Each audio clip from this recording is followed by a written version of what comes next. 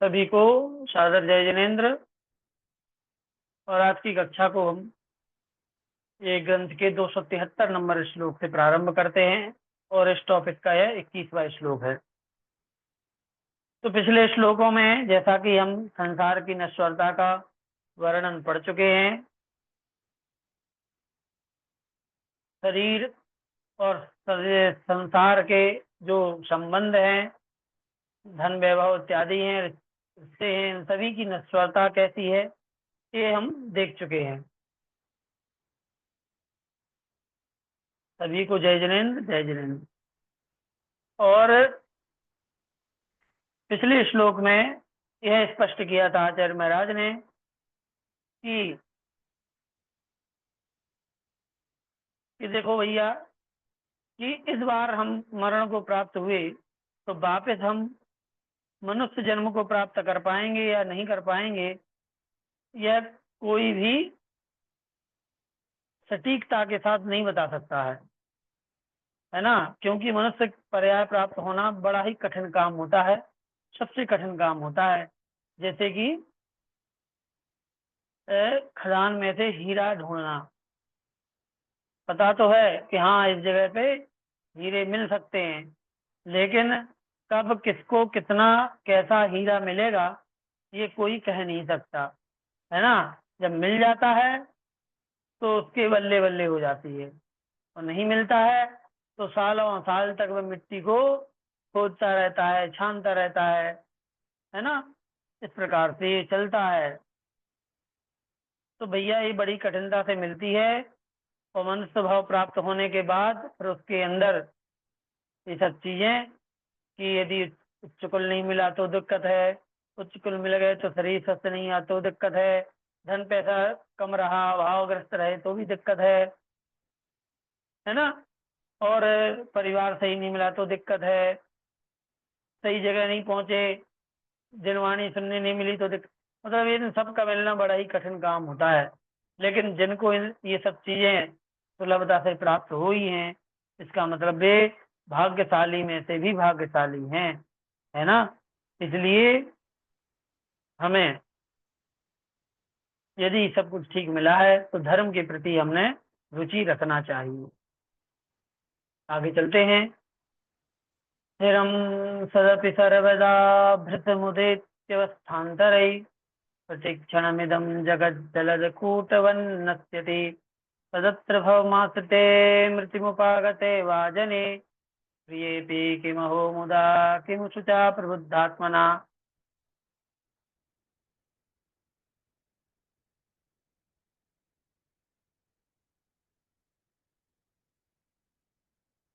कहते हैं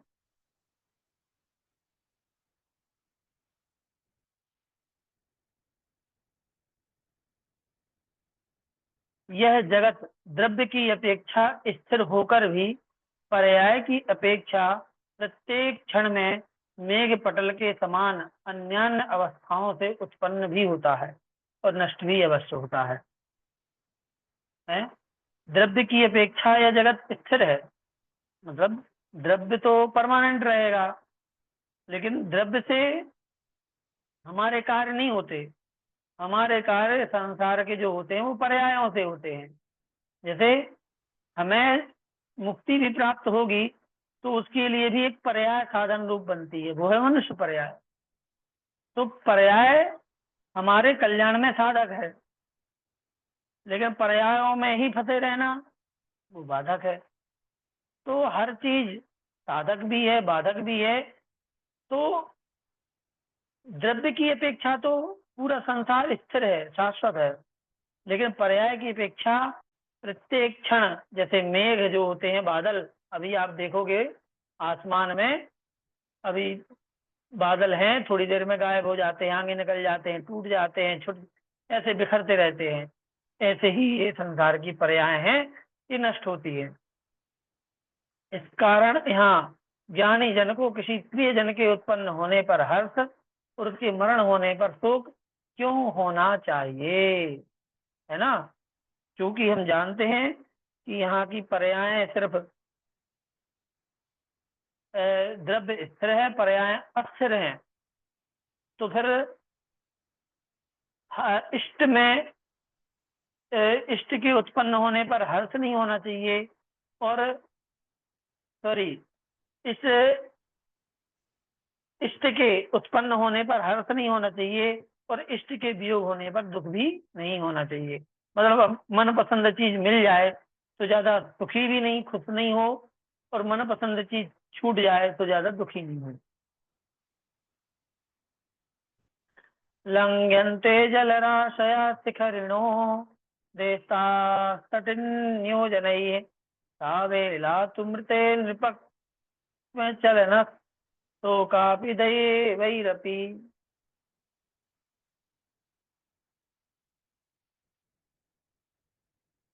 तत्कस्मिन्नपि संस्थिते सुखकरं श्रेयो विहाय ध्रुवं सर्वत्र दुरंत दुःख जनकम शोकम विधत्यास्मभि। क्या कहा है कि मनुष्य समुद्रों, पर्वतों, देशों और नदियों को लांघ सकते हैं। मनुष्य पर्वतों, देशों, नदियों, समुद्रों तक को लांघ सकते हैं, किंतु मृत्यु के निश्चित समय को देव भी पलक की टिमकार के बराबर थोड़ा सा भी नहीं लांघ सकते। अर्थात यदि मृत्यु का समय निश्चित हो गया है तो उसको कोई नहीं रोक सकता। इस कारण किसी भी इष्ट जन के मरण को प्राप्त होने पर कौन सा बुद्धिमान मनुष्य होगा जो सुखदायक कल्याण मार्ग को छोड़कर अपार दुख को उत्पन्न करने वाले शोक को करता है। अर्थात कोई भी बुद्धिमान शोक नहीं करता है। ये बात आपको समझ में आ गई होगी। जी प्रोफेसर रोज जी। इष्ट वियोग अनिष्ट योग में सहनशीलता दिखलावे। जहाँ ये समता परिणाम आ जाता है वहीं पर हम कल्याण की तरफ बढ़ जाते हैं। बात समझ में आई? इसलिए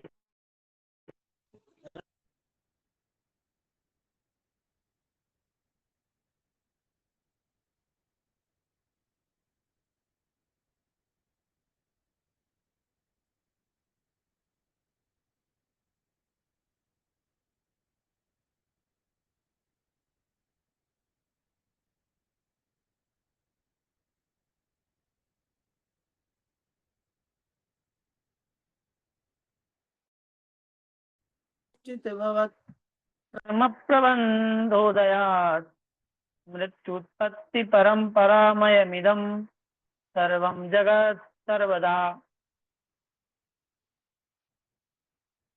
संसार में जन समुदाय अपने किसी संबंधी मनुष्य के मरण को प्राप्त होने पर जो विलास पूर्वक चिल्लाकर रुदन करता है तथा उसके उत्पन्न होने पर जो हर्ष करता है उसे उन्नत बुद्धि के धारक गणधर आदि पागलपन बतलाते हैं।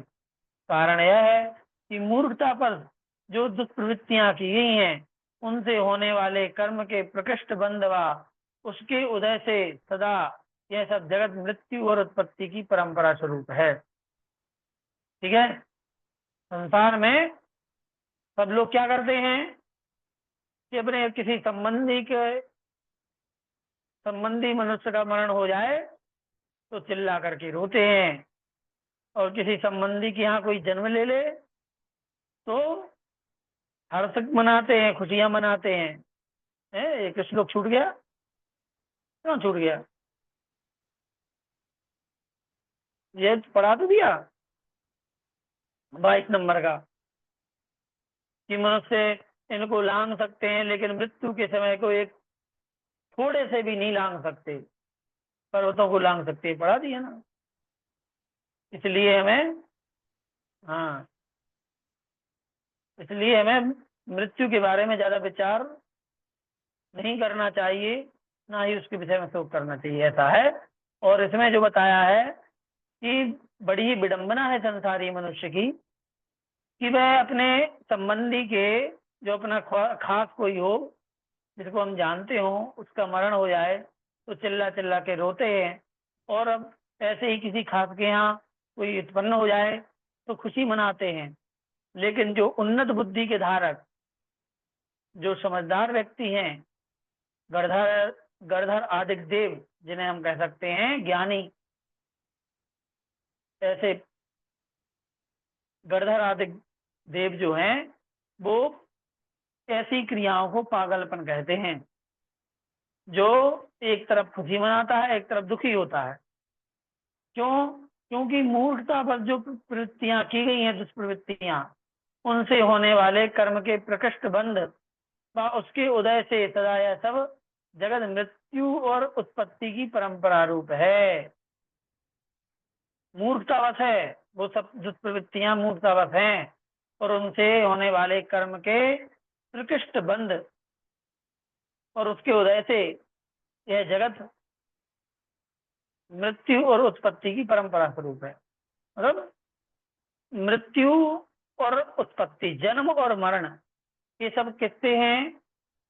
जो हमारे द्वारा जो प्रवृत्तियां की गई हैं, उन प्रवृत्तियों से जो कर्मों का बंध हुआ है, उन कर्म बंध के कारण से ही संसार में जन्म और मरण हो रहा है।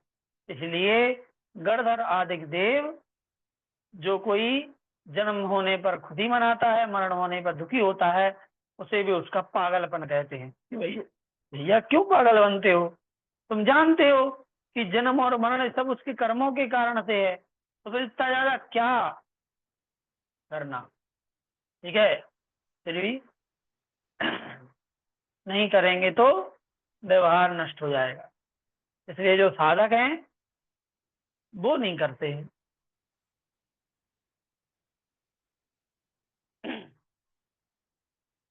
गुरुविं भ्रांतिरियं जड़त्वमथवा लोकस्य यस्माद्वसन् संसारे बहु दुःख जाल जटिले शोकी भवत्यापदि भूत प्रेत पिशाच फेर वचिता पूर्णे स्मशाने गृहं कः कृत्वा भय दाद मंगल कृते भावाद् भवेत् शंकिता। आचार्य महाराज यहाँ पर कहते हैं कि बहुत दुखों के समूह से परिपूर्ण ऐसे संसार में रहने वाला मनुष्य आपत्ति के आने पर जो शोकाकुल होता है, यह उसकी बड़ी भारी भ्रांति है। क्या है?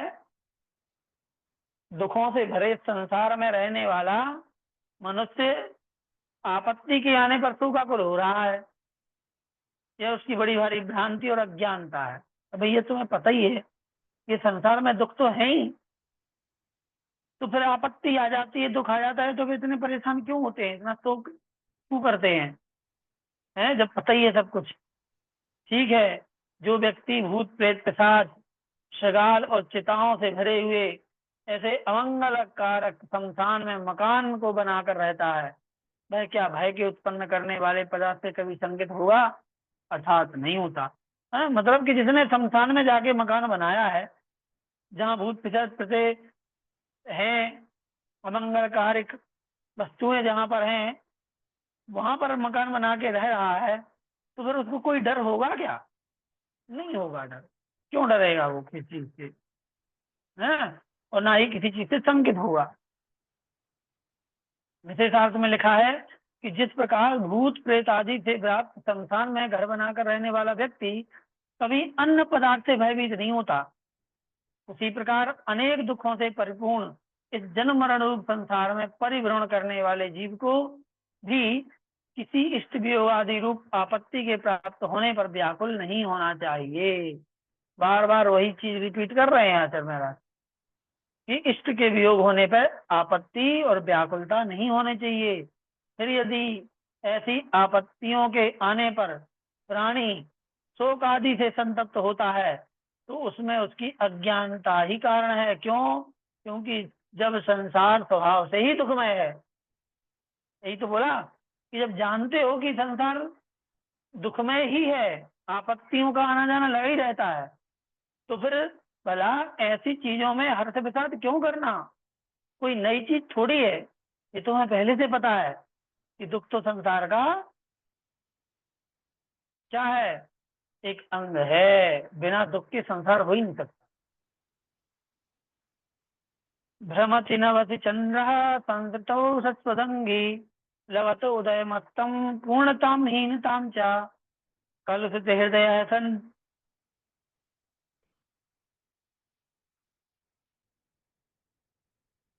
कलुषित हृदय सन याति राशिं च रासे तनु में तनु तत्कात्रम कस्य शोकः। जिस प्रकार चंद्रमा आकाश में निरंतर चक्कर लगाता रहता है, उसी प्रकार यह प्राणी सदा संसार में भ्रमण करता रहता है। जिस प्रकार चंद्रमा उदय अस्त कलाओं की हानि वृद्धि को प्राप्त होता है, बात समझ में आ रही है? जिसका चंद्रमा आकाश में चक्कर लगा रहा है, ये प्राणी भी चक्कर लगा रहा है। और चंद्रमा में भी जब उदय और अस्त के समय उदय भी होता है, अस्त भी होता है, और कलाओं की हानि वृद्धि होती है। अमावस्या से लेके सॉरी प्रतिपदा से लेके और पूर्णिमा और अमावस्या तक जो 15-15 दिन चंद्रमा प्रतिदिन एक एक कला घटता है ना। और 14 दिन बाद वह पूर्णता को प्राप्त हो जाता है, और घटता है तो पूरी खत्म हो जाता है। तो एक एक कला खत्म हो रही है। उसी प्रकार संसारी प्राणी भी जन्म मरण और संपत्ति की हानि वृद्धि को प्राप्त हुआ करता है। जिस प्रकार चंद्रमा मध्य में काला रहता है, उसी प्रकार संसारिक प्राणी का हृदय भी पाप से कलुषित रहता है। जी पूर्वी जन अमावस्या और पूर्णिमा। जिस प्रकार चंद्रमा एक राशि से दूसरी राशि को जाता है, मीन मेष है, मेष मकर सिंह कन्या आदि, उसी प्रकार संसारिक प्राणी भी एक शरीर को छोड़कर दूसरे शरीर को ग्रहण किया करता है। ऐसी अवस्था के होने पर संपत्ति और विपत्ति की प्राप्ति में प्राणियों को हर्ष और विषाद क्यों होना चाहिए? चंद्रमा का उदाहरण दिया है यहाँ पे कि चंद्रमा कलुषित भी है, उसमें दाग है, काला है। वैसे ही संसारिक प्राणी भी पापों से कलुषित रहता है। जैसे चंद्रमा एक राशि से दूसरी राशि में जाता रहता है, उसी प्रकार संसारिक प्राणी भी एक शरीर से छोड़ के दूसरे शरीर को जाता है। जब ये सब अवस्थाएं जब होती हैं, तो संपत्ति विपत्ति दोनों ही चीजें प्राणियों को हर्ष और विषाद कराती हैं। ठीक है, लेकिन हमें उनमें हर्ष विषाद होना नहीं है। तड़ी देवे जल में तत्पुत्रदारादि सर्वम किमित तदिभाते खिद्यते बुद्धिमद्भि।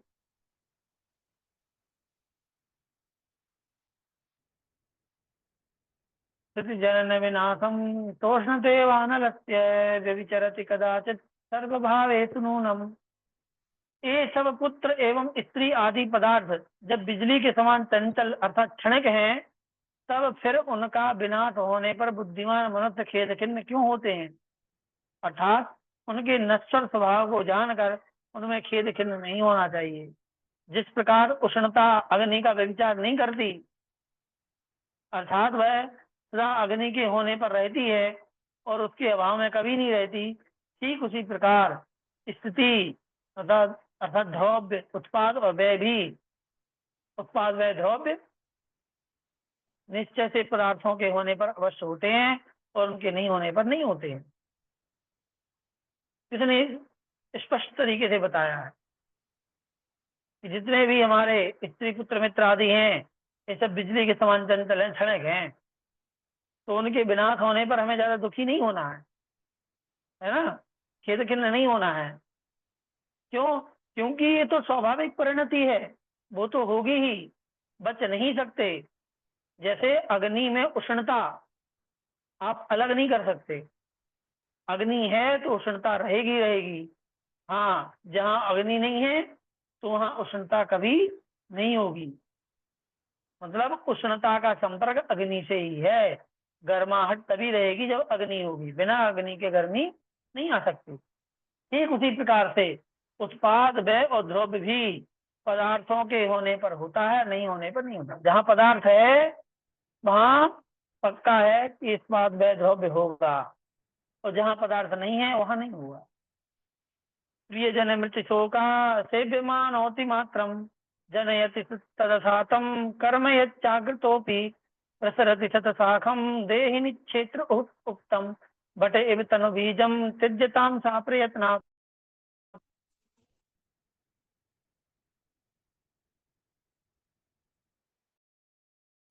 मरने पर जो सुख किया जाता है वह तीव्र असदा वेदनी कर्म को उत्पन्न करता है, जो आगे भविष्य में भी विस्तार को प्राप्त होकर प्राणी के लिए सैकड़ों प्रकार से दुख देता है।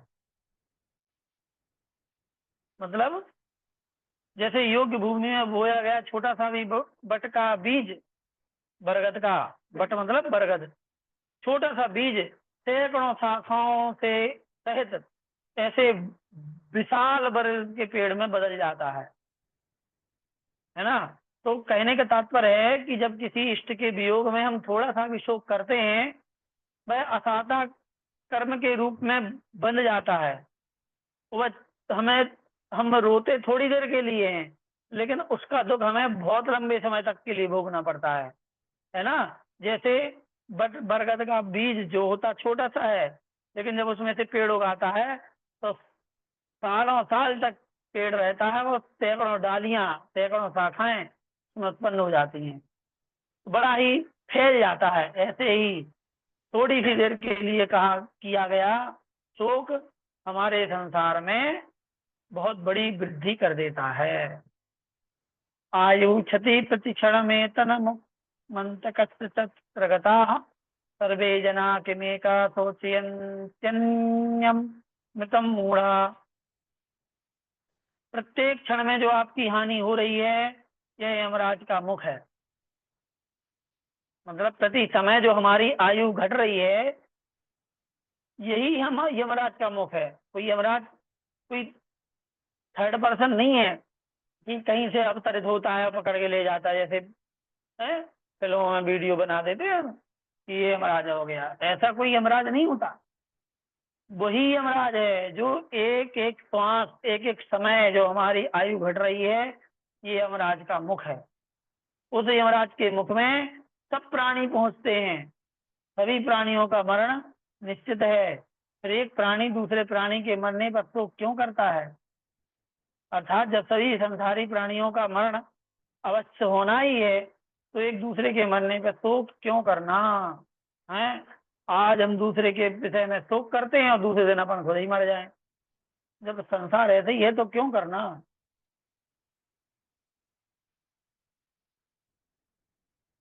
यो नात्र गोचरम मृत्योर्गतो याति न यास्यति सही शोकम मृतेर कुर्वन् शोभते नेत्र पुमान। जो मनुष्य जहाँ मृत्यु की विषयता को ना तो भूतकाल में प्राप्त हुआ है, जो मनुष्य मृत्यु की विषयता को ना तो भूतकाल में प्राप्त हुआ है, ना वर्तमान में होता है, और ना भविष्य में होगा,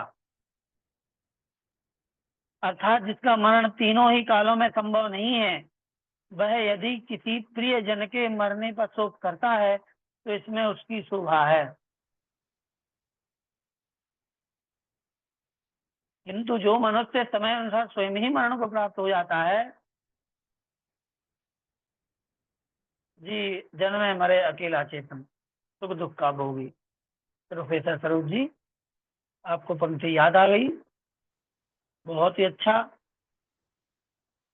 जन्मे मरे अकेला चेतन सुख दुख का भोगी, और किसी का क्या एक दिन यह देह जुदी होगी।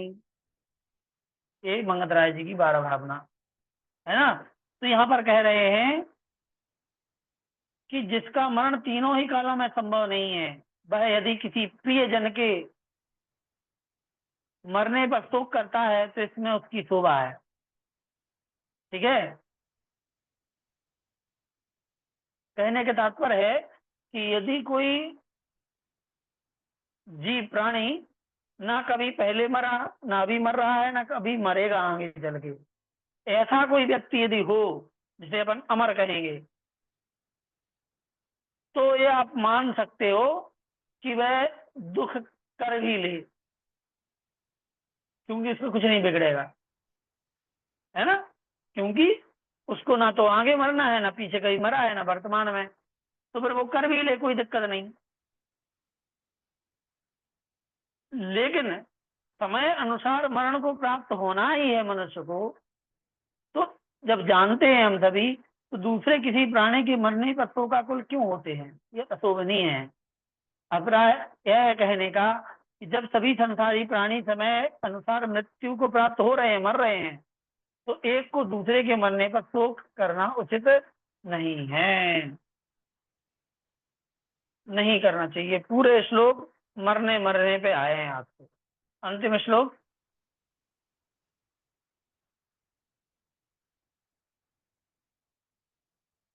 प्रथममुदय मुच्चै दूरमारोह लक्ष्मी मनुभवति च पातम सोऽपि देवो दिनेशः यदि किल दिन मध्ये तत्र केषां नराणां वसति हृदय सादात् तत्वस्थान्तरेषु।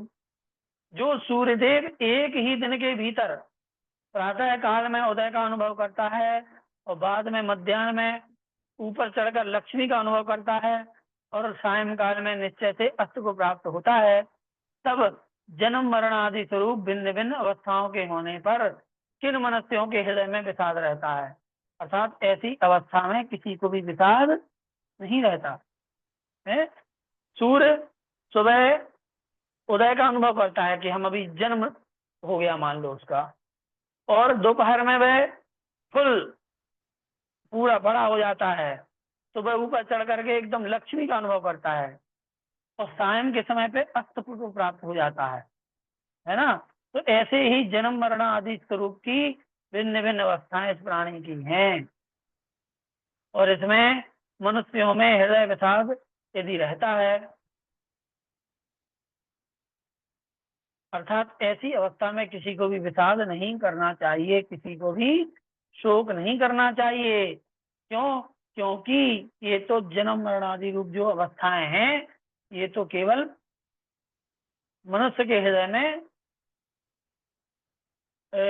मनुष्य की आत्मा के अंदर जो कर्मों का फिक्सेशन है कि हाँ ये कर्म इतने देर तक चलेगा, उस कर्मों के प्रभाव के कारण से ये सब हो रहा है, बाकी यथार्थ में कुछ भी नहीं है। ठीक है, तो चलिए आज की कक्षा को यहीं पर समाप्त करते हैं 10 श्लोकों के साथ में। सभी को जय जिनेन्द्र, जय मानी।